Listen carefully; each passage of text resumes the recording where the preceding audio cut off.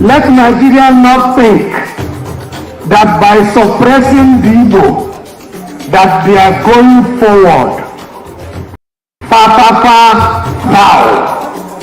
So long as Nigeria suppresses the Igbo, Nigeria will go nowhere. Now, the Igbos have received serious bashing in Nigeria in terms of marginalization. Recently, the gentleman who was championing Oduduwa and was incarcerated in a neighboring country has been released and is free and is traveled abroad. Now, Nnamdi Kanu, who was also championing the creation of Biafra, has been kidnapped, incarcerated, even after the courts have said that he has no case to answer. Viewers and subscribers, you're welcome back again.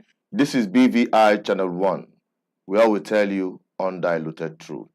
And tonight on Matters Horizon, we are going to be talking about very important issue that concerns Nigerian people generally, especially in this current decimation of different communities across Nigeria, particularly as it is happening in Plateau, which is now the boiling point after Edo State. Now, I want us to refresh our mind what Igbo leaders said in some years back. They gathered to make a statement warning the Nigerian state about the continuous hatred of Igbo. And why is it that it is now a widespread outcry in terms of bad governance, in terms of insecurity that is ravaging the entire country?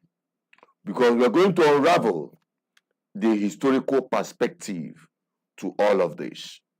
And I must say this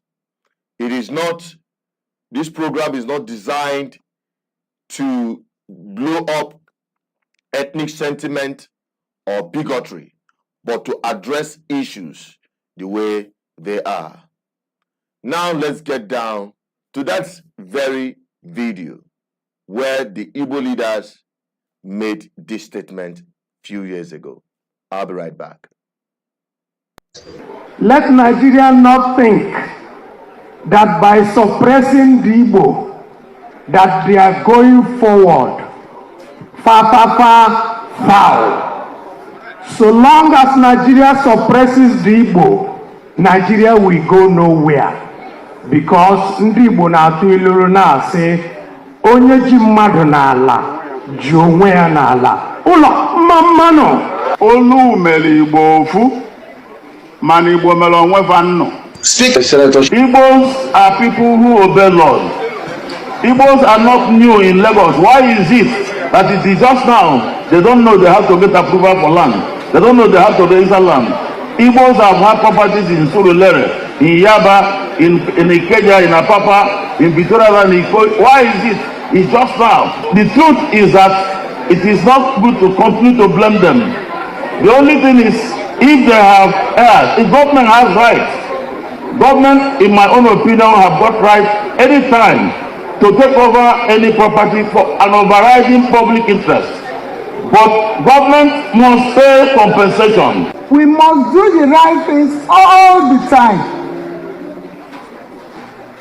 When we are born, our parents did the right thing all the time.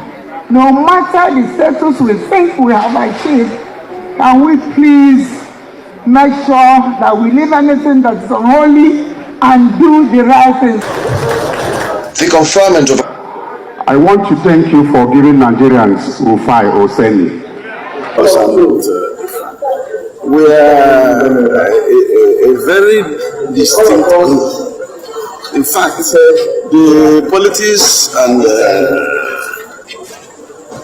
the navigation of Igbos in Nigerian politics, if you ask me, I'll tell you it's predictable. They don't know their own. So what that means is that For anybody to wave off the Igbos and say, we can do that, it's not a good politics. So for a good mix, I'm a politician, I'm a practical politician, I'm a strategic politician with major steps. Give this people. Now, the Igbos have received serious bashing in Nigeria. Just look at me, sir. In terms of marginalization. This is a country that has survived going to 50 years after the Civil War, and people were given £20 no matter how much you had in the bank, and they survived with that £20 and are still standing. These were people that were promised rehabilitation, reconciliation, reconstruction, and all those who are practicing the breach. 50 years after, we are still fighting in the parliament for a Southeast Commission to do those three things that were promised after the Civil War in 1970. This is a people who, in the last election, showed that they have the population to vote in a president for Nigeria. Now, recently, the gentleman who was championing Oduduwa Republic and was incarcerated in a neighboring country has been released and is free and is traveled abroad. Now, Nnamdi Kanu, who was also championing the creation of Biafra, has been kidnapped, incarcerated, even after the courts have said that he has no case to answer. The Igbo see it as further telling them that they are second-class citizens in their own country, and there is a different treatment for them as compared to others. These same Igbos made their own contributions, which in no way you can say is inferior to the contribution of any other part of Nigeria for the independence of our country. These are people who are they are lucky that God created them with the spirit of enterprise. And you have seen what I've done with their £20. Go around Nigeria and tell me how many cities you will see that are as well developed as, even let's take the state capitals. Not to talk about going to the hinterland in Igbo land and see the mansions that enterprise has created. So the country has refused to use these people for the growth of the country's economy. If they allowed the Igbos to thrive and to influence others positively, rather than hounding them wherever they are, I think the country would have developed faster and better. Igbos created Lagos, Igbos created Abuja, Igbos created Kaduna, Kano, most of the country, Port Harcourt. And when you have such people, it is the country for the country to use them to the country's advantage and not to continue to suppress them. So we feel very, very unhappy in the Nigerian state. But what we promise Nigerians is that we're not going anywhere. We're not going anywhere. We'll be here until we reap the full benefits of our contribution in building this nation. It is either a magnanimous, detribalized leader gives us what is our due, or by the grace of God, when we get there, well, if the current mantra is the only way people can get their due in Nigeria, when it is our turn, we'll see whether we produce an Igbo leader that will also follow that mantra and give the Igbos what they deserve in Nigeria. But we are not begging for pittance. We are not begging for something that we don't deserve. We're not begging that what belongs to anybody should be given to us. No, give us the freedom to be equal partners with every member of this nation. Allow us to grow and thrive freely in our own country, and allow us to occupy positions that are valuable to every citizen of this country to occupy. So, in a nutshell, we're asking for equity. We're asking for fairness. We're asking for justice in Nigeria. That's all. Nothing more than that. As long as we have these three, equity, fairness, justice, an Igbo man will thrive even in Iceland.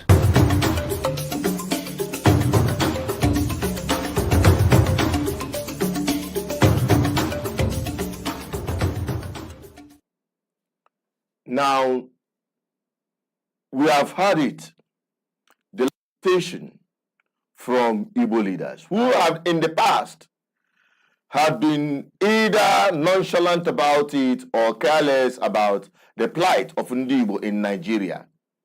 But with the situation of things, especially as it happens in Enugu, or as it has continued to happen in Imo State and other parts of Igbo land, the massacre of people, destruction of land, and I would say, the inaction of the federal government to address some of the issues the Southeast people have been lamenting about since the 1970s, since after they claimed, the Nigerian state claimed that the war is over, but other kind of war were unleashed on the Igbo. Now, the question is, did Nigerian state actually learn anything from that war? The answer is no. Because today, Nigeria had become worse than it were before that war of 1967 to 1970. Even the whole thing started in 1966. But Nigeria never learned anything from it. The Nigerian leaders failed to learn from the incident of that war, what led to that war, and today Nigeria had become worse, far worse than ever before. The lamentation of the Igbos then is now the lamentation of the entire Nigerian people. Like I said, it didn't start in 1967. It started from Wetie in the west to the coup, which they tagged Igbo coup, and used same as a guise to attack and kill millions or thousands of Igbo. Then it snowballed into a genocidal war where millions of Igbo were killed, mostly women and children, and everything swept under the carpet.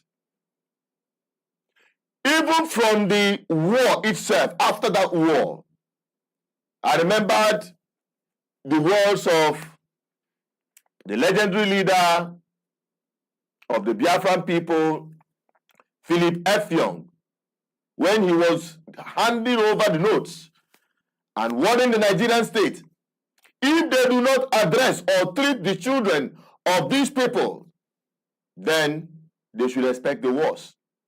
And today, maybe they thought it's going to come from the east. It is now happening everywhere in Nigeria. Talking about the massacre happening across Nigeria. It's no longer targeted on Igbos alone, but every ethnic nationality is feeling the heat in Nigeria today. Just recently, we saw the one that happened because of the restiveness and the trust level have been broken down among different ethnic nationalities, that anyone that they now see or perceive from being from the north is tagged a bandit and is vulnerable to be mobbed or killed at any slightest provocation or incident. Today, communities are being ransacked, and the man that led that genocidal war against the East, talking about Gowon, His community is being decimated and he's nowhere to be found. Why? Because he has relocated to UK, where he's living now. While his people are being killed and massacred, and they are helpless. They are helpless because even their governor said it during his interview after the people took the bodies of those that were killed to his doorstep. Let us review that video, what happened in Plateau State. I'll be right back. And don't forget that this is streaming live on all our social media platforms, on our Facebook page, on our Instagram, and also on our YouTube backup channel, BVI Channel 1+. So you can connect with us and be part of this very crucial conversation, because all Nigerians are being affected by this. Let us take the story of the incident that happened in Plateau State. Then when we come back, we'll open up the lines for you to call in. I'll be right back. Don't go away. They pick this one in this one has green color. Green color.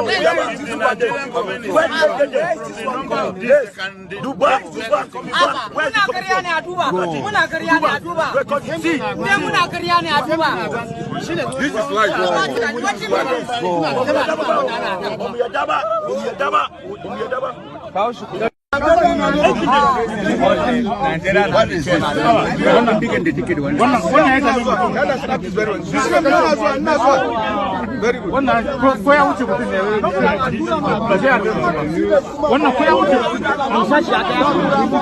handle the situation.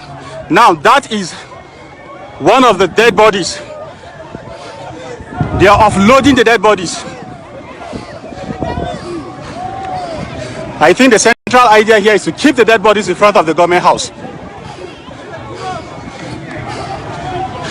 Viewer discretion is strongly advised. These are corpses.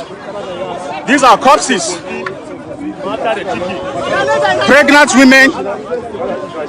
Look at this. These are corpses.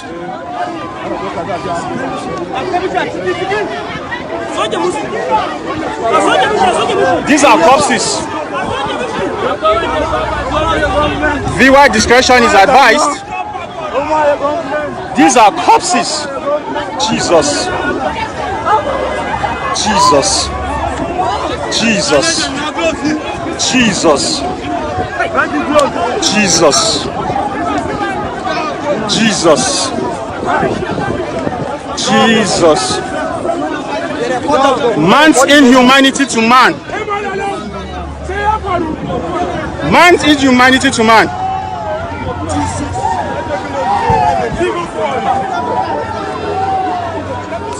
Man's inhumanity to man. Some were shot, macheted.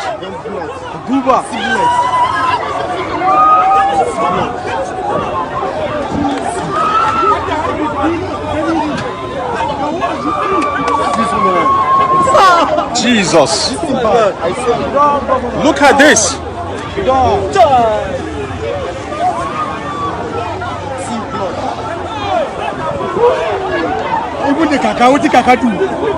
Jesus. Obey me.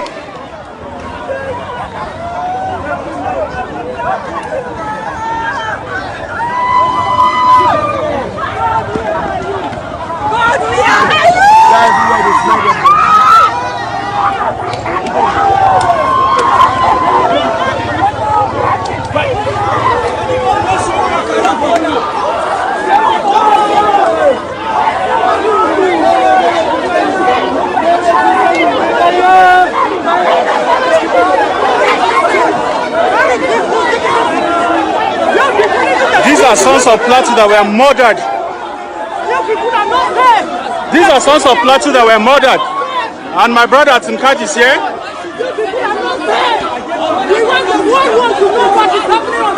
Yes! Yes! Yes. This is Comrade Impact.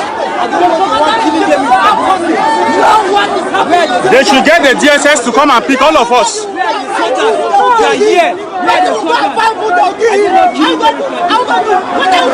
This is in Plateau State.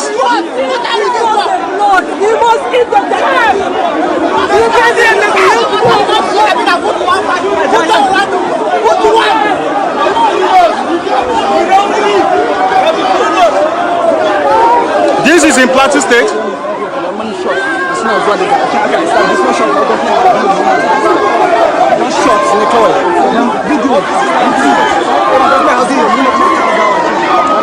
They are bringing the corpses to the front of the gate of the government house.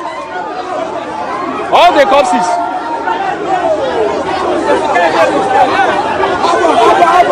This is the Plateau story. This is the story you will never get to hear anywhere. This is the Plateau story. This is the situation on the Plateau. This is the just story. This is the Plateau story. We must tell our stories ourselves. This is the Plateau story. Innocently, people were kept at home.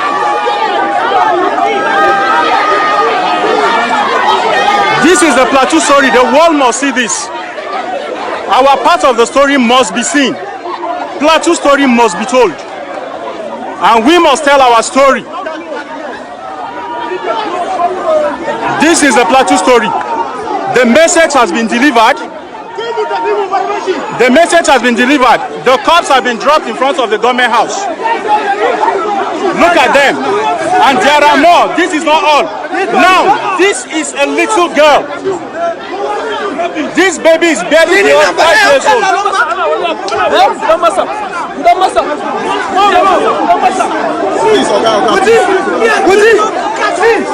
This is a Plateau story. The message has been delivered. The message has been delivered. We will be living here now. The message has been delivered.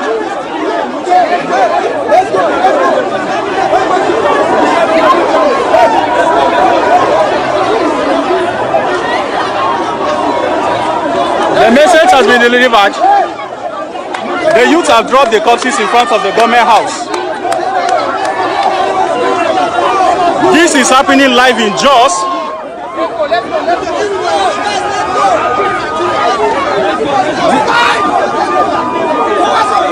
This is the Plateau story.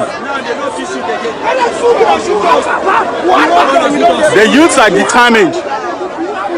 Enough is enough. To be honest with you, these attacks are not new. They've been going on for the last 10 years or more. It's just that they were never brought to national attention. In Bokos particularly, Bokos is one of God's gifts to Plateau State. Beautiful landscape, great mineral deposits, and so, but it's a very treacherous terrain. These communities that have been recently attacked were part of the communities that were attacked in 2023, but they survived it. They rebuilt themselves. The Rui community that was first attacked lost about 17 people in 2023, but they bounced back to show you the resilience of the people. Now, if these kind of attacks have been going on for close to 10 years, it tells you a story that there is a deliberate, conscious attempt to clean out populations, and for what reason other than to reoccupy. As I'm talking to you, there are not less than 64 communities that have been taken over by bandits on the plateau between Bokos, Barikilani, and Riom local governments. They have been taken over, renamed, and people are living there conveniently on lands they push people away to occupy. And these are things that we've been trying to embark on dialogue to make sure that these communities, these people return to their communities. But because of the proliferation of arms, which has become quite alarming, and I'm talking now not about small arms, real sophisticated arms in the hands of non-state actors, it has become more challenging for communities to be able to live in peace. So I can tell you in all honesty that I cannot find any explanation other than genocide sponsored by terrorists. The question is, who is the person, who are the persons behind the organizers of this terrorism? This is what the security agencies must help us to unravel. We must come to the point where we know the sponsors, because it is not just the work of ordinary people. This is being sponsored from somewhere. And I'm sure that in the coming days, the security agencies will work together, not at cross purposes, but in unison, to be able to bring out the requisite intelligence that will help us to put this matter behind us.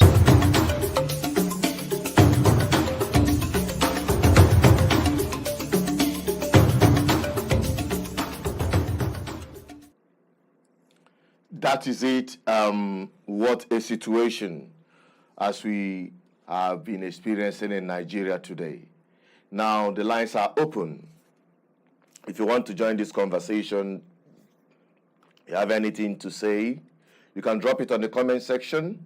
And as well, you can call the numbers on the screen, +2348104545533, so that your voice can be heard.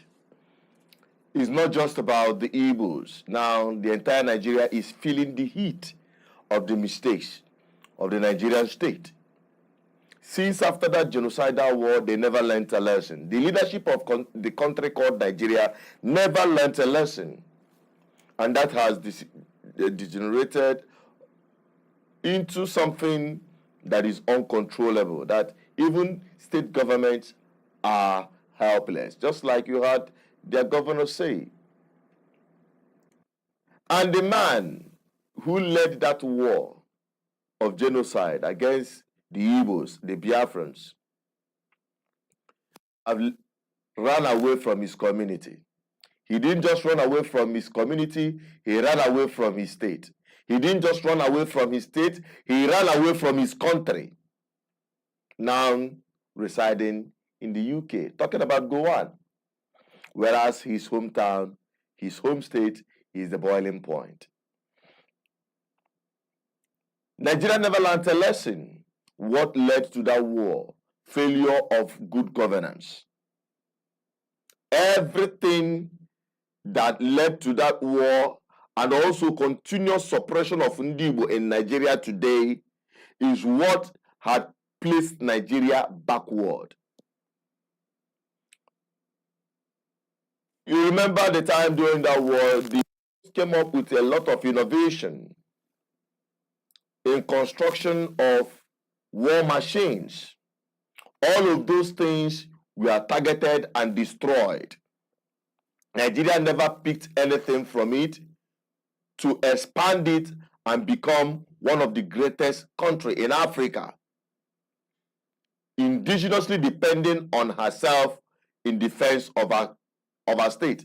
Today, Nigeria is buying obsolete weapons to fight well-equipped and sophisticated armed bandits, as they call them, as they baptize them, because we know they are terrorists.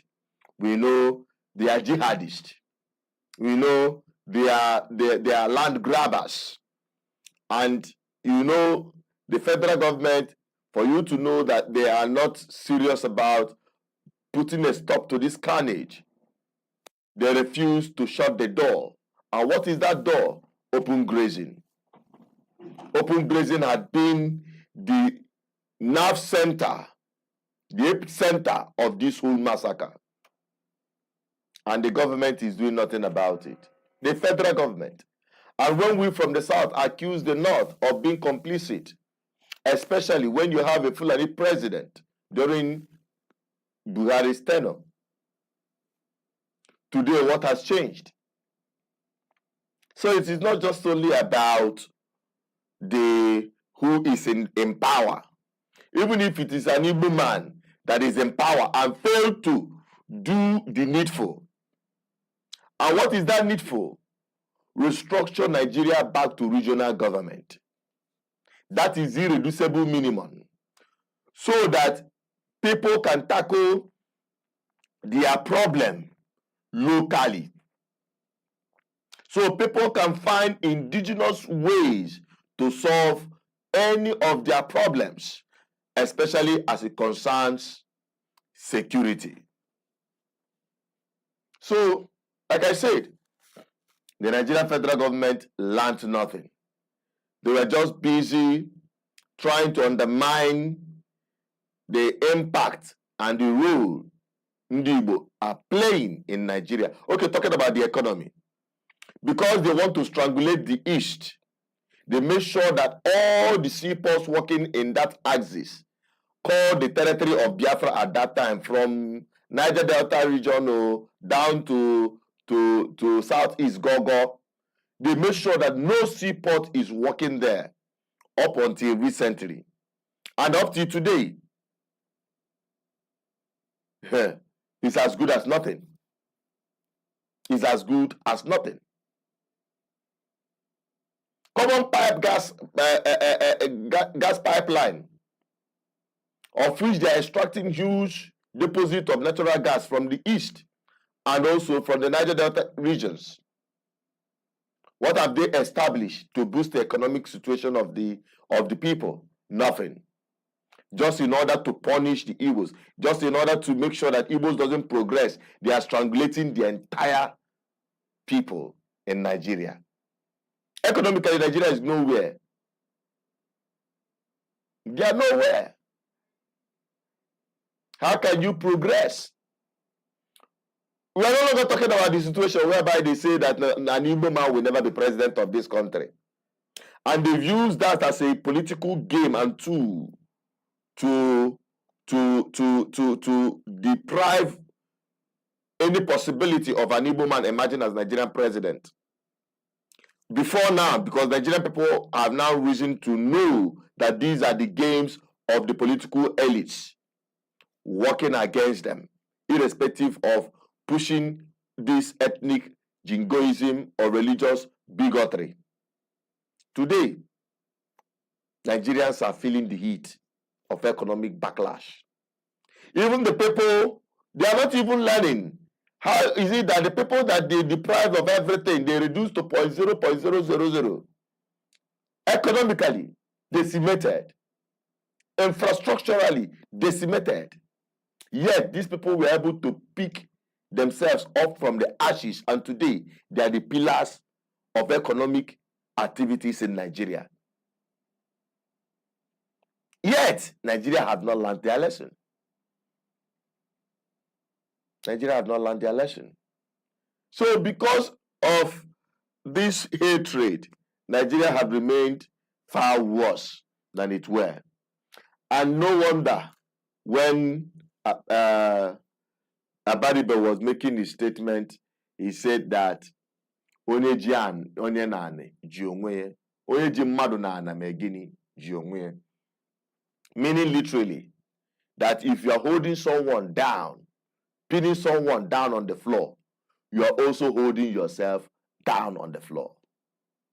And that is the summary. So I just hope that Nigerian people understand this and they are able to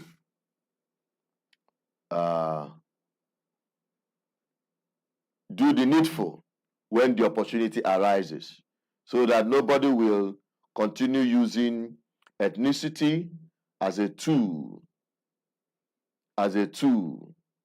okay, during elections, and you will be the ones that will suffer it. We are going to go to the comment section in case you want to call. The numbers are open for you to make your contribution. The numbers remain +2348104545533. Okay, we'll take your calls as they come in. And we'll also go to the commentaries so that we'll be able to read out some of the comments that are valid. All right, the comments we have here on Motown said, sure, we are not going anywhere. He's talking about Nigeria. Love Daniel said, okay, it is time to use your platform for Biafra. This one is still living in emotional sentiment. Well, Love Daniel will appreciate you, but what we're talking about is the freedom of Nigerian people from Nigeria, including Biafrans, including the Oduduwas, including the Arewas. Everyone is trapped in this country.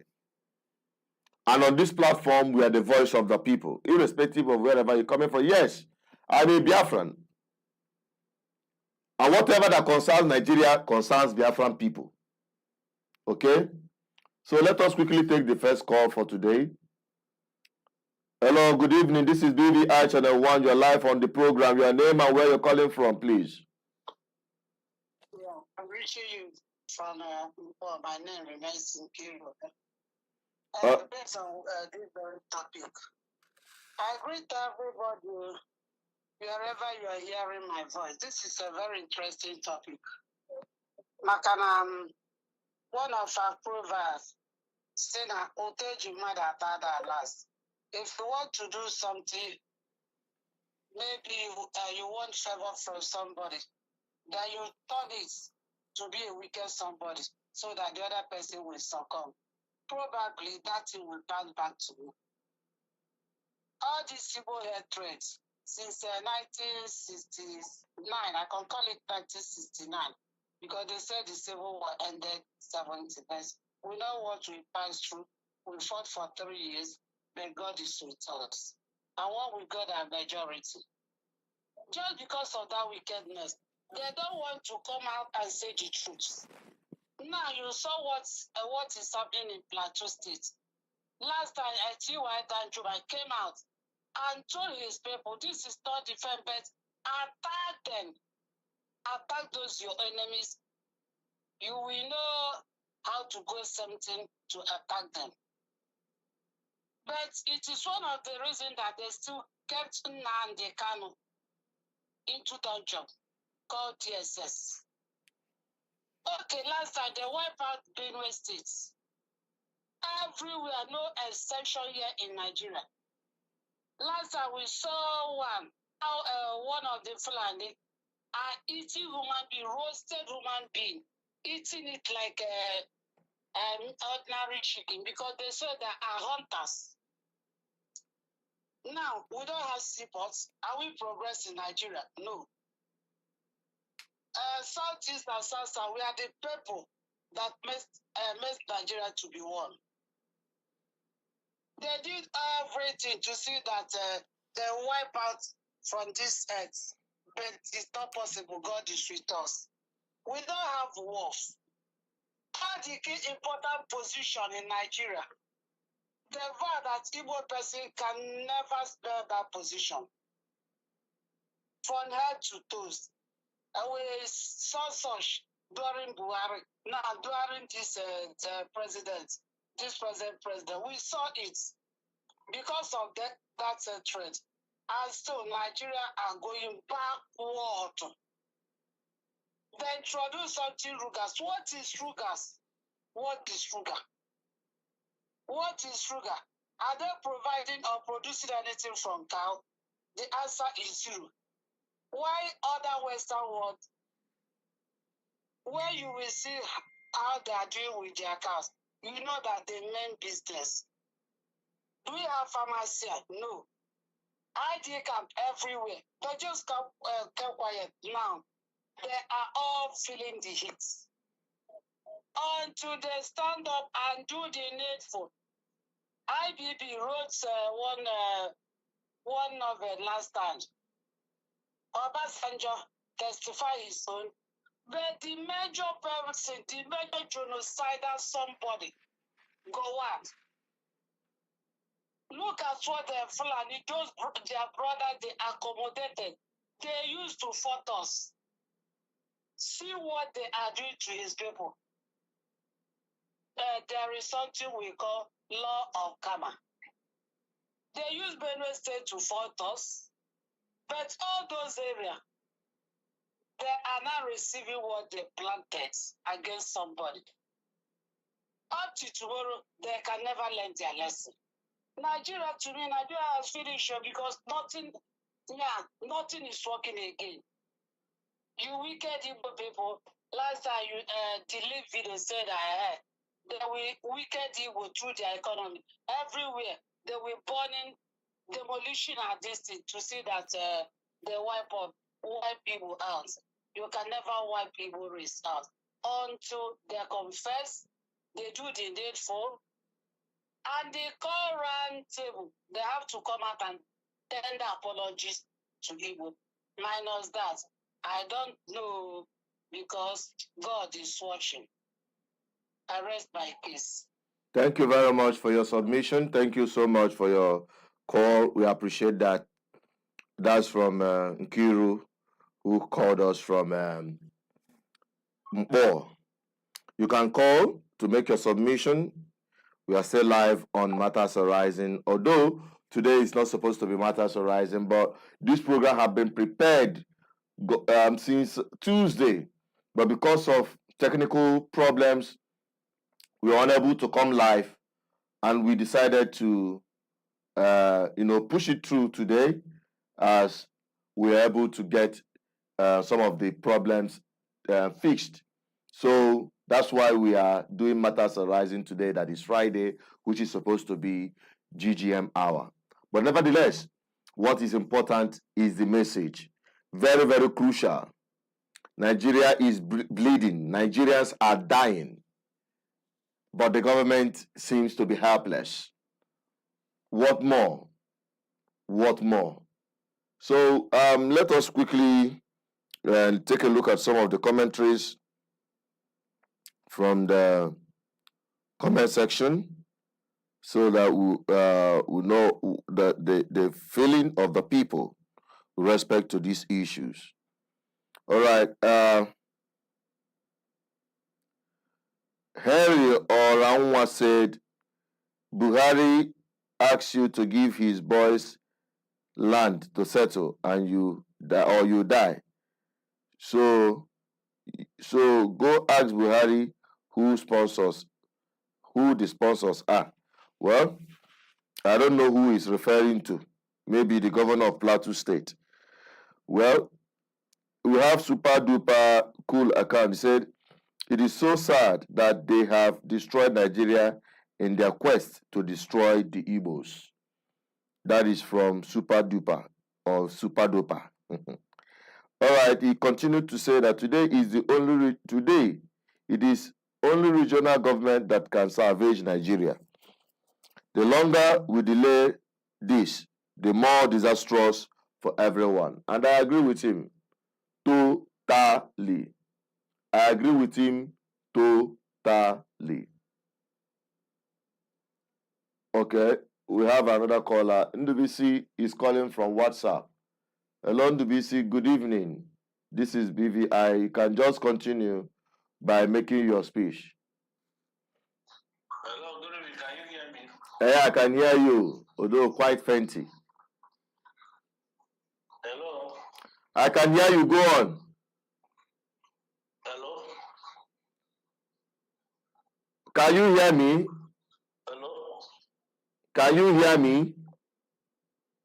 I think he's having problem calling. Maybe he was supposed to join us through his normal channel of joining us. Well, the lines are still open. If you call, we take your call. All right, we are still on the commentaries from our YouTube channel. So according to Super Duper, I agree totally with him, and that is my position personally, and the position of many well-meaning Nigerians who still hung on the hope of saving Nigerians from Nigeria. And that's the bottom line. Okay? Gabriel Chima said, how can you progress when you hate progress? Is it possible? Honestly speaking, it is very, very impossible. You hate progress, yet you want to progress. I wonder how that will happen.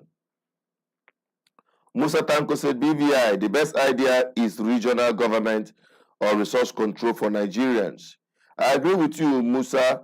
Do you see what I'm saying? So it is not just about ethnic agitation. It is a collective thing, because every Nigerian, whether you are Duduwao, whether you are Arewao, whether you are Biafrano, every one of us is victim of Nigeria. And today is even far worse than even those who hated Igbo in the past. So our brother Musa, you are right on point. Regional government or nothing is the irreducible minimum that can give Nigeria soft landing so that Nigerians will be able to solve their problems, especially the matter of insecurity. And Dino said, Musa, you are right. Regional government of 1963 with amendment.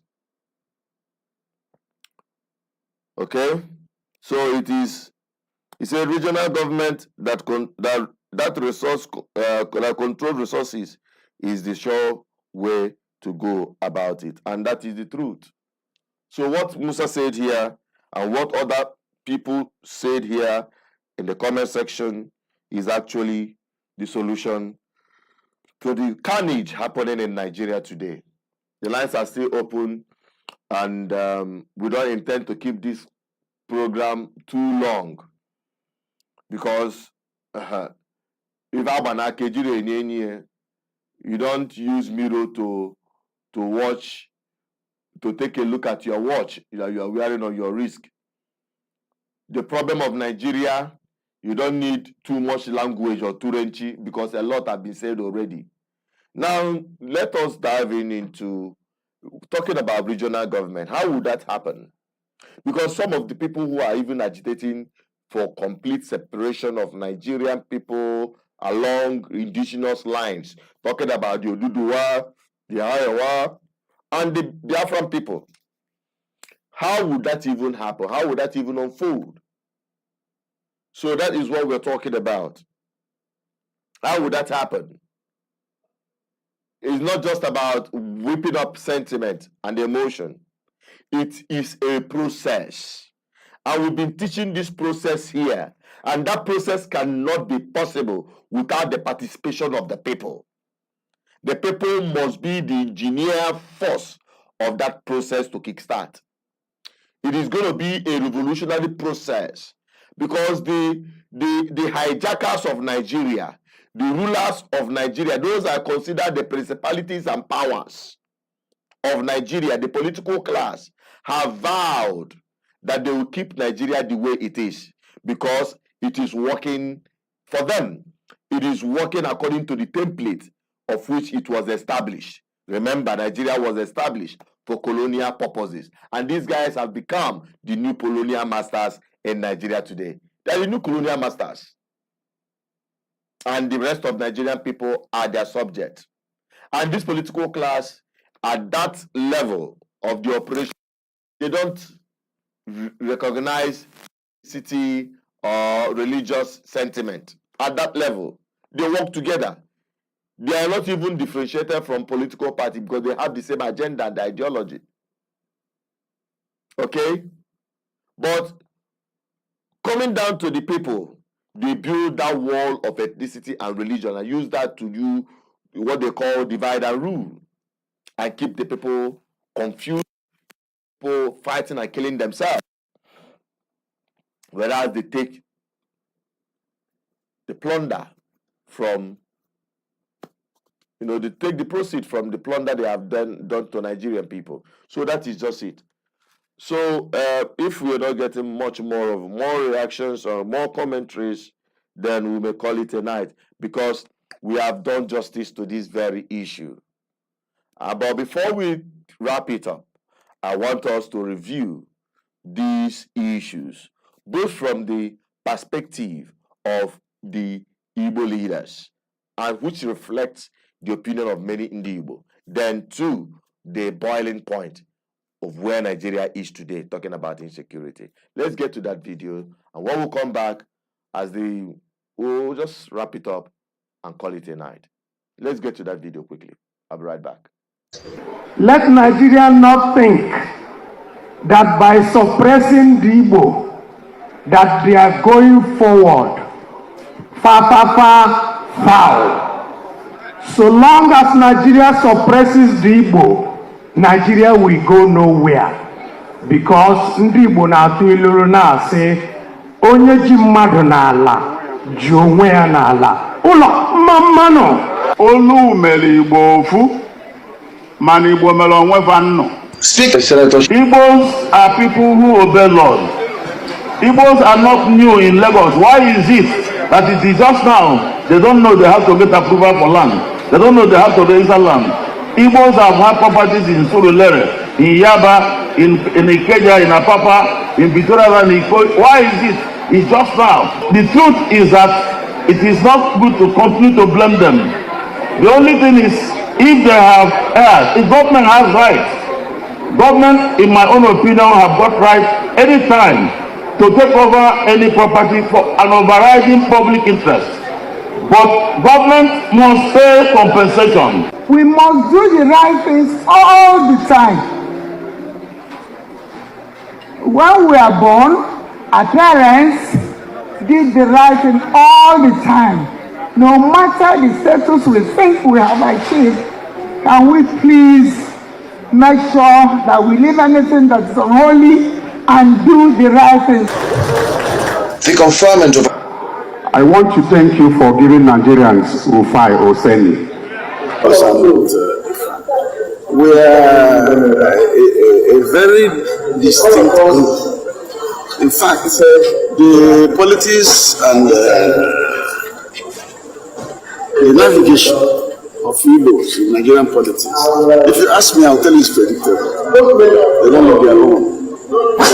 So what that means is that for anybody to wave off the Igbos and say, we can do that, it's not a good politics.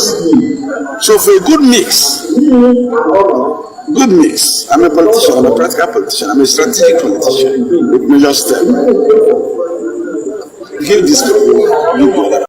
Now, the Igbos have received serious bashing in Nigeria. Just look at me, sir. In terms of marginalization.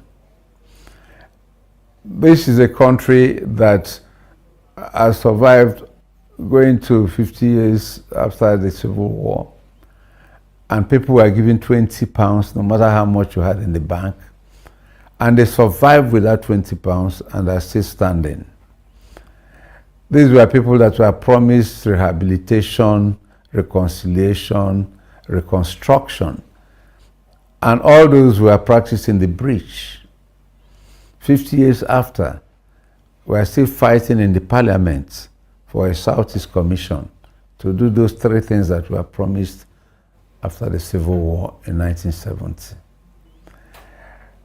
This is a people who, in the last election, showed that they have the population to vote in a president for Nigeria.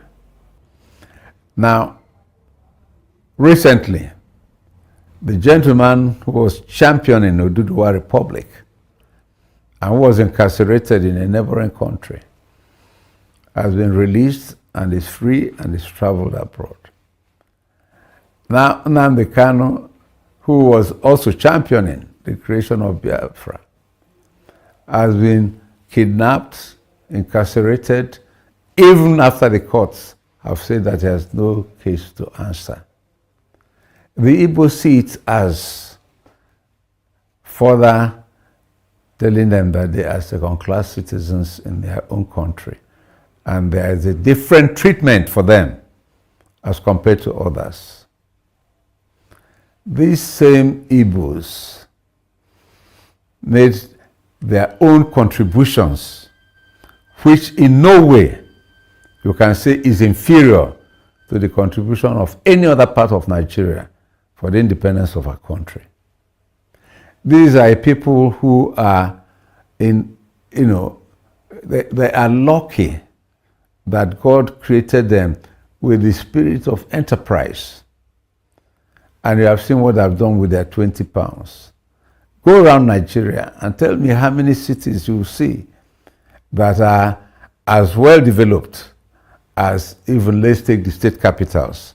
Not to talk about going to the hinterland in Igbo land and see the mansions that enterprise has created. So the country has refused to use these people for the growth of the country's economy. If they allowed the Igbos to thrive and to influence others positively, rather than hounding them wherever they are, I think the country would have developed faster and better. Igbos created Lagos, Igbos created Abuja, Igbos created Kaduna, Kano, most of the country, Port Harcourt. And when you have such people, it is the country to use, for the country to use them to the country's advantage and not to continue to suppress them. So we feel very, very unhappy in the Nigerian state. But what we promise Nigerians is that we're not going anywhere. We're not going anywhere. We'll be here until we reap the full benefits of our contribution in building this nation. It is either a magnanimous, the tribalized leader gives us what is our due, or by the grace of God, when we get there, well, if the current mantra is the only way people can get their due in Nigeria, when it is our turn, we'll see whether we produce an Igbo leader that will also follow that mantra and give the Igbos what they deserve in Nigeria. But we are not begging for pittance. We are not begging for something that we don't deserve. We are not begging that what belongs to anybody should be given to us. No, give us the freedom to be equal partners with every member of this nation. Allow us to grow and thrive freely in our own country, and allow us to occupy positions that are valuable to every citizen of this country to occupy. So in a nutshell, we're asking for equity. We're asking for fairness. We're asking for justice in Nigeria. That's all. Nothing more than that. As long as we have these three, equity, fairness, justice, an Igbo man will thrive even in Iceland.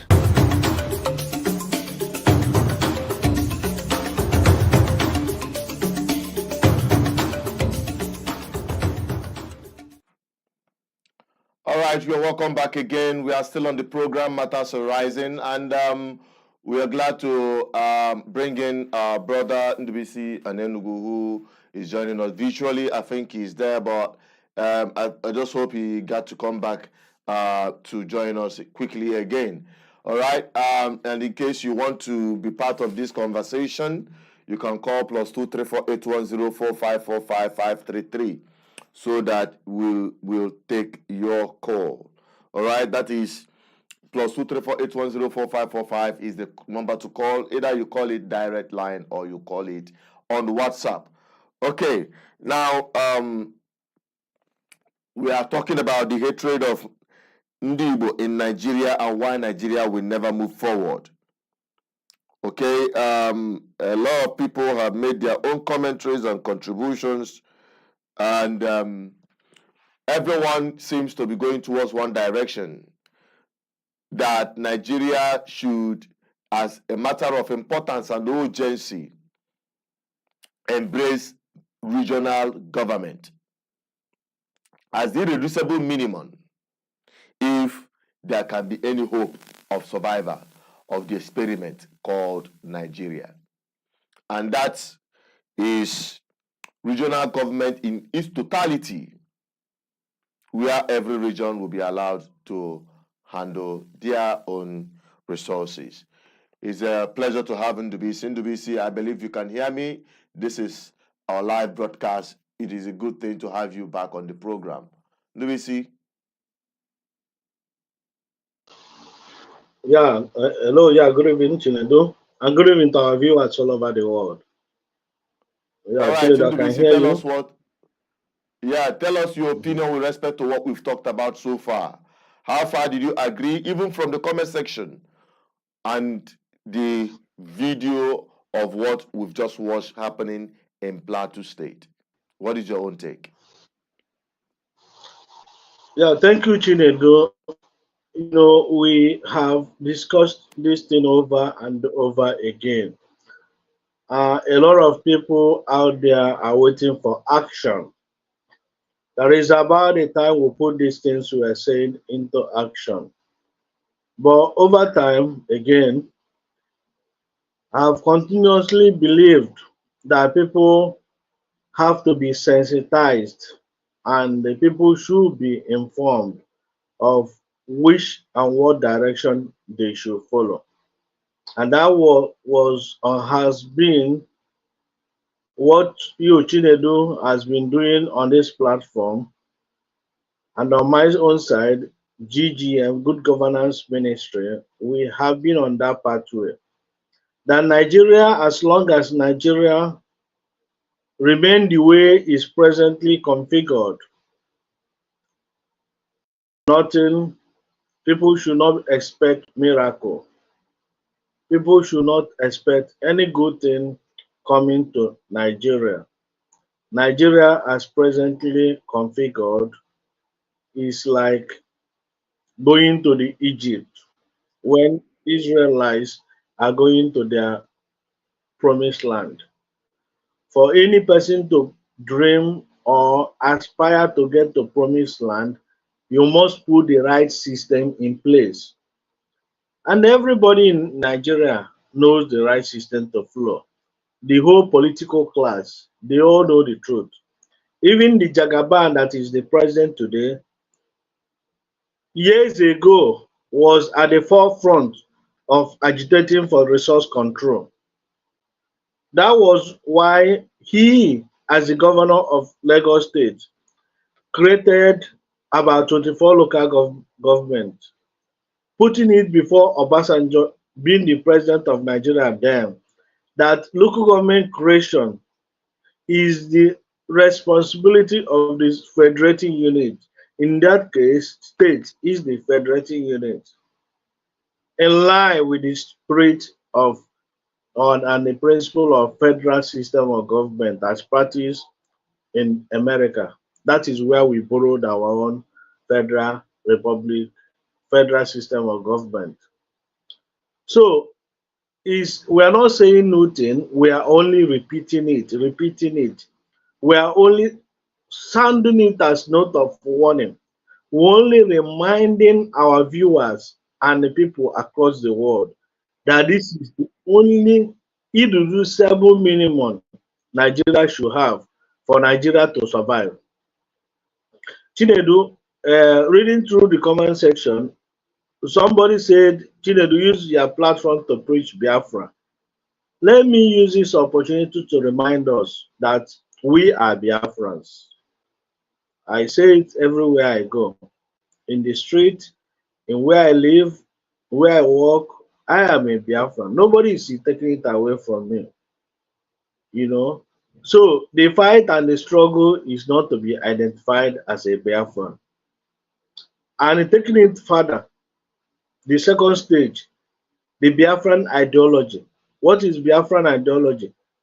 Equity, fairness, justice, and good governance is what this ministry platform, GGM, is practicing. And we have adopted this as our brand name, good governance.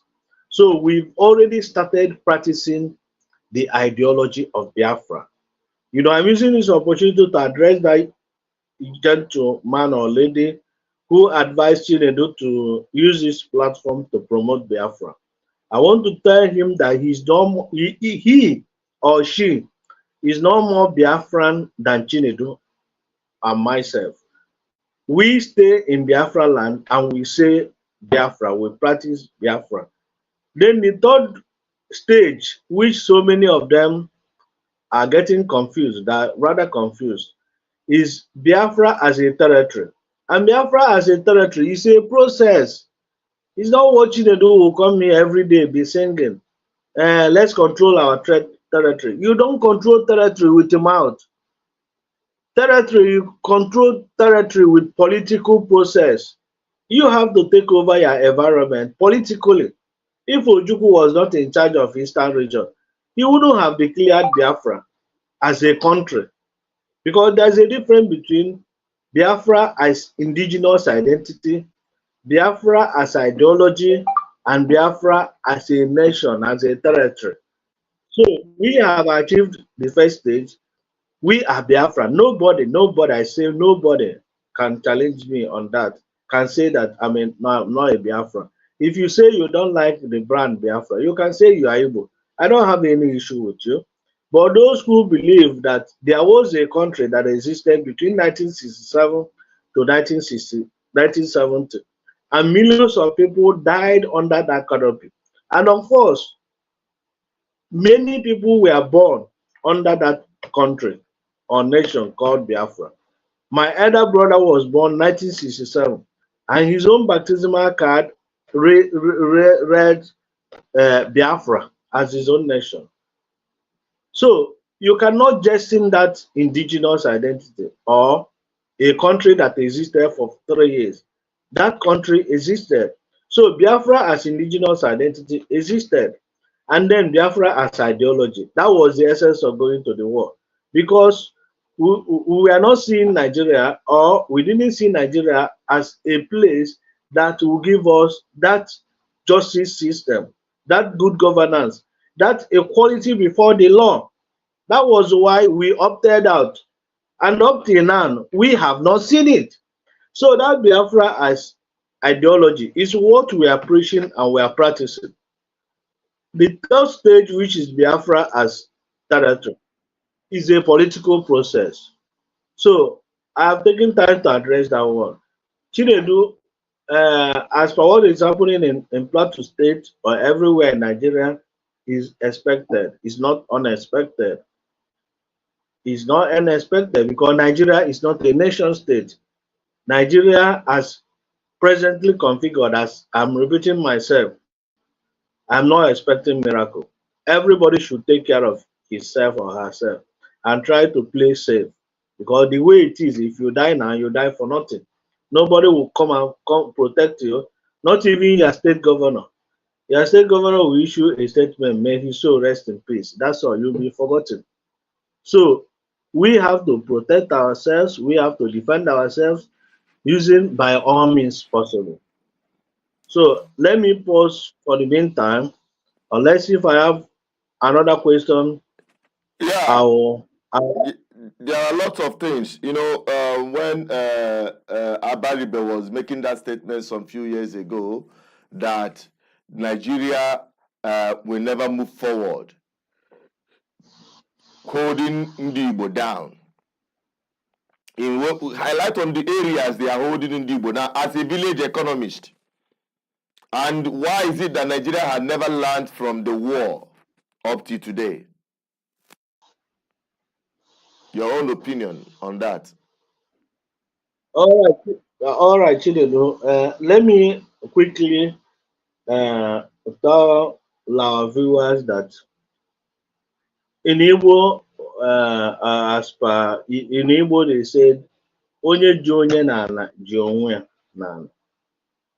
That is, if you are holding somebody down like this, remember you work hard and struggle in order to cage the person or pin the person down. As you are pinning the person down, you are also pinning yourself, because if you make effort to release the person, you also release yourself. So when you ask me as village economists, how is Nigeria holding all of us down? To start with, before the Civil War, 1966 Republican Constitution, we have regional system of government. Southeast economy was then adjudged to be the fastest growing economy in the whole of Africa. Some say the whole world, based on so many economic indicators. Southwest, of course, Southeast, palm oil. Then oil wasn't, though oil, share BP was existing in Nigeria, but oil have not been discovered, has not been discovered at commercial level, unlike after the Civil War from late 70s, you know. But before that time, during MI Opera, it was agriculture all the way that was sustaining Eastern economy. And you could see and you can see what Okpara has did that time. He has found settlements scattered all over former Eastern Nigeria, as well as industrial estates everywhere. But our major source of earning foreign income is through palm oil. Now go to West. West cocoa, Awolowo, then the premier of Western Nigeria, invested in cocoa plantation. You have cocoa scattered all over southwest. That was their major source of income. Then in the north, granite pyramids. We are not saying that you don't have other minerals or other agricultural products where they still earn small income, but these are the major chunk of their foreign earnings.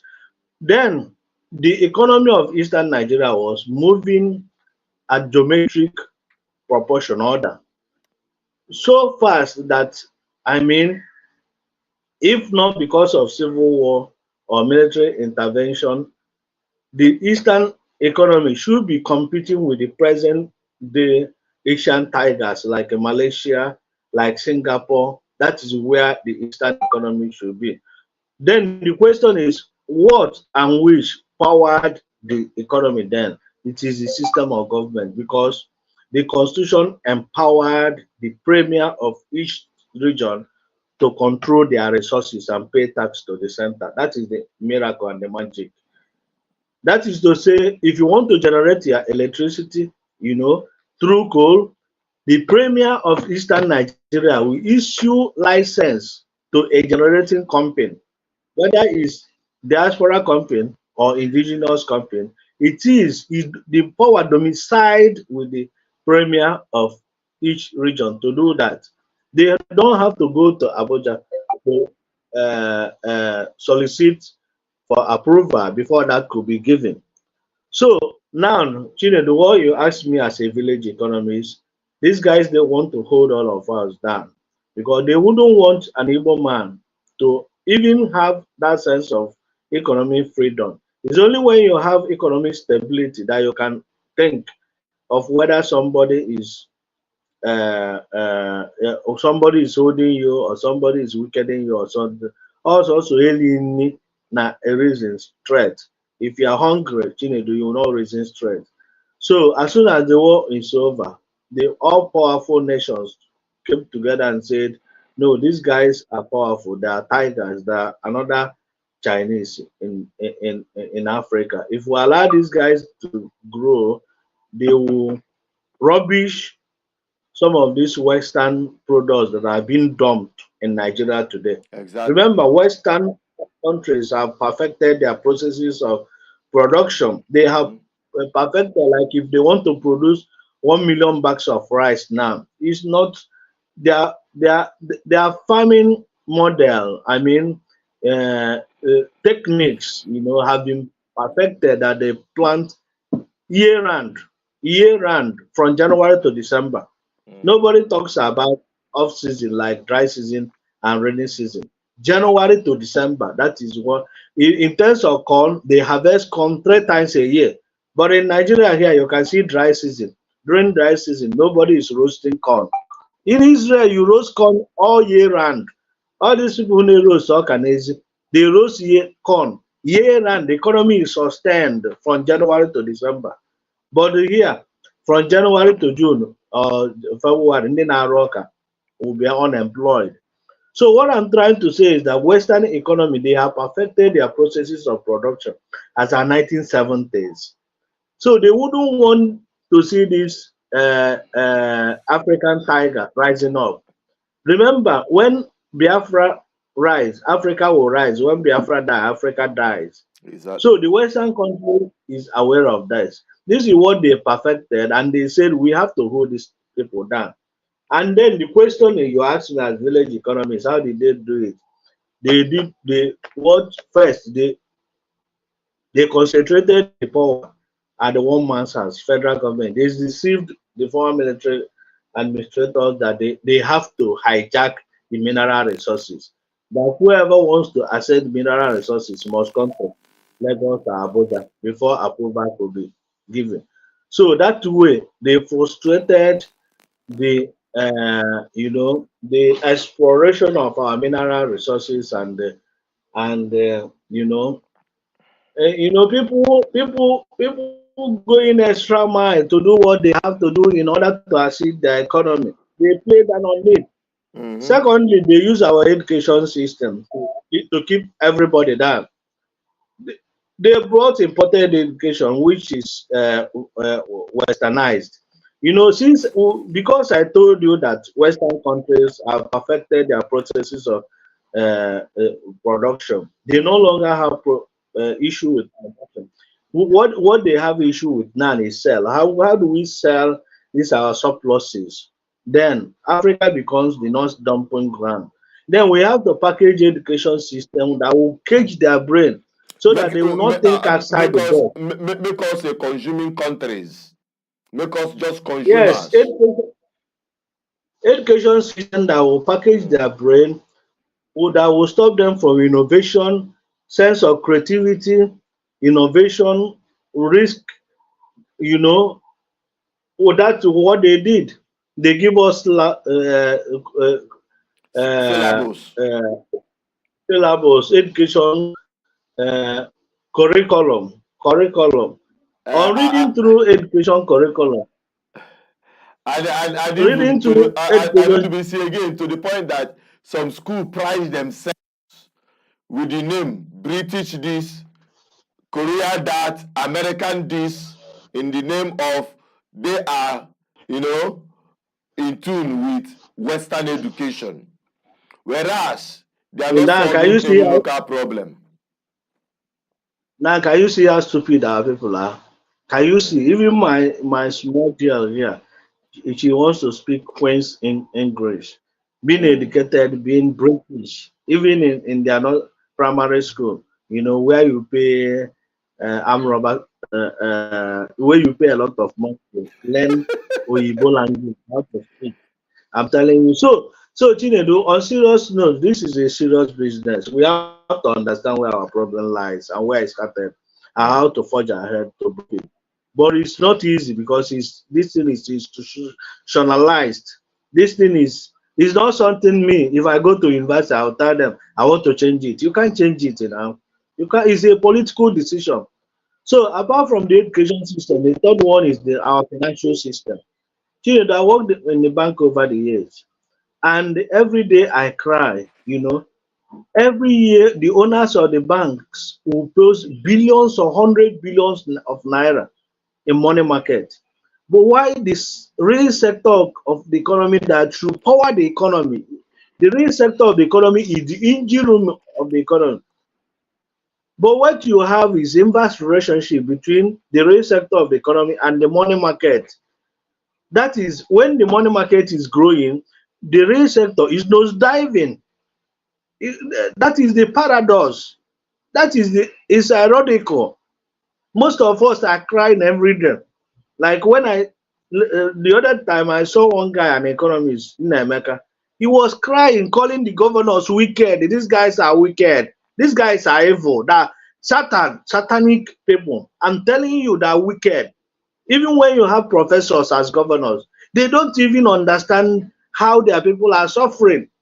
They don't even appreciate the fact that any economy, for you to grow any economy, you have to start from the base. What is the baseline? What is the baseline? What God has given us? God has given us land. Governors are the landlords of land. Land has everything you can think of. Even though the federal government has hijacked the seat beneath 6 feet below belongs to federal government. That is to say that any mineral resources below 6 feet belong to the federal government. But there are still a lot of things the governors can do with the land for agriculture, but they are not doing it. They are busy spending billions of naira. They say building road, deceiving themselves. Do you see where the anger and the frustration? I'm talking about the financial system, financial market. We they know they hijack the financial system is exclusive list. That is, a governor cannot issue banking license or microfinance license. The governor cannot issue license. Governor can creatively go to bond market, raise bond. They can, through their good way, raise money, the remittances from diaspora. No, nobody will stop it. A governor can creatively raise funds without passing through central bank. But I'm not doing it. I'm giving solution, Chinedu. I'm also identifying the problem. Problems. Because without funding, you cannot power development.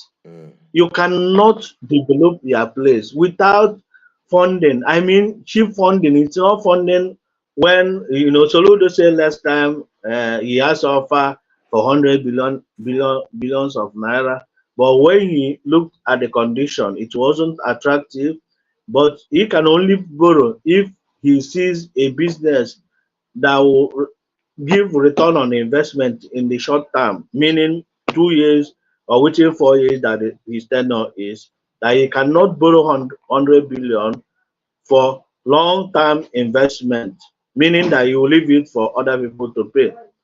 Though to me, it's not wise decision because to me there are of things 100 billion naira can do to jumpstart the local economy in a state. But Chinedu, what I'm trying to say is that finance is key in any governmental setup or private sector setup. But now, the owners of the system, which I said the Federal Republic of Nigeria is faulty, hijacked it and put it into under the exclusivity.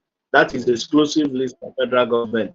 Without region having access or having power, independent power to issue their own license to operate at least state microfinance bank.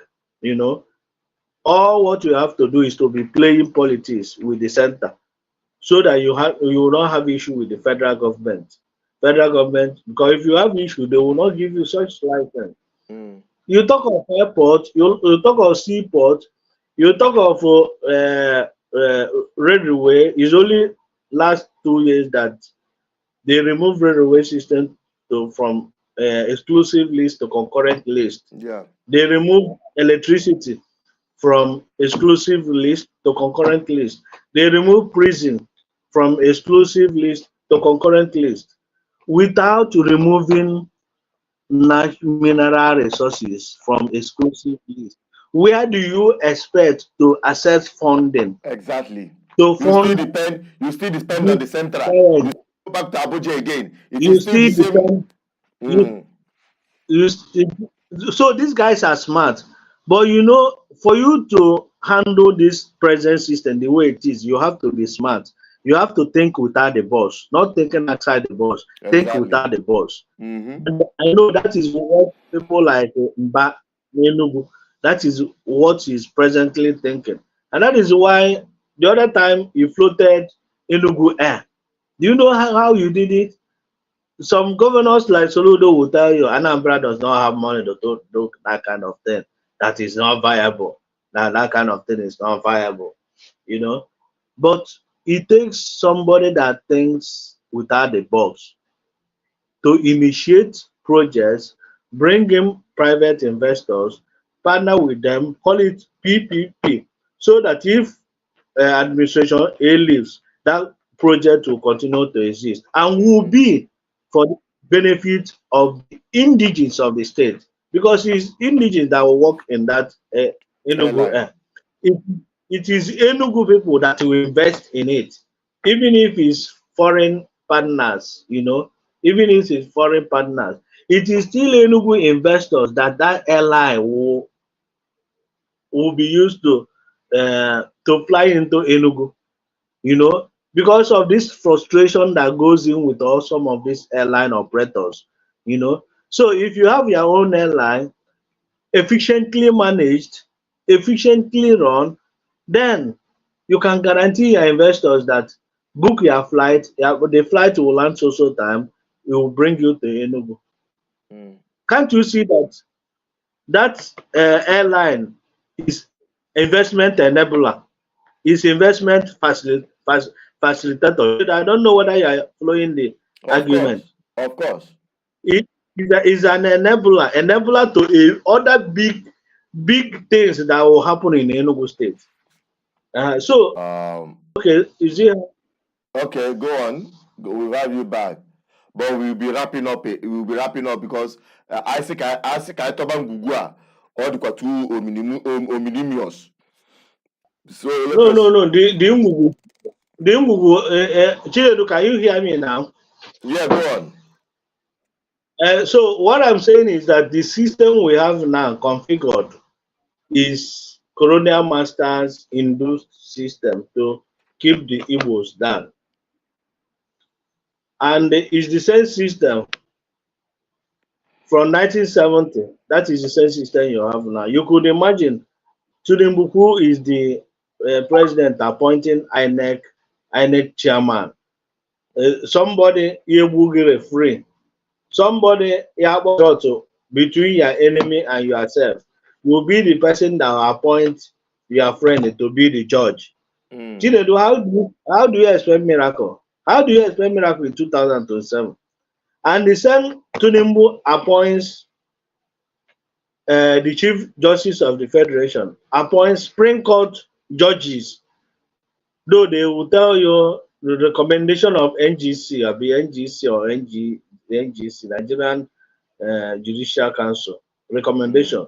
Who appointed the Chief Judge? Who appointed the Chief Justice of the Federation? Who is the chairman of that NGC?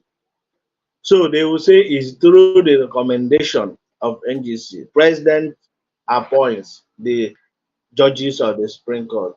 See, with all these processes, we are deceiving ourselves. Let's not be excited going into election in 2027. If all the opposition parties know what they are doing, they should insist that this present constitution must be changed. The process of selecting INEC must go. The process of appointing judges, that governors should not have hand. In fact, it should be the college of all the political parties. All the political parties should appoint who is their referee. Who is their referee? And so without that, my brother, those saying we should use this platform to preach Biafra might be mocking us, saying that is it not what I told you? But I have bad news for them. If you are talking about Biafra, it's a political process. Biafra cannot exist in isolation. Biafra, cannot happen. Biafra, you guys must come in and join us to push these criminals parading themselves as our political leaders. They are wicked, evil criminals. They know the right thing to do, Chinedu. I will not be the person to remind them. They know the right thing to do.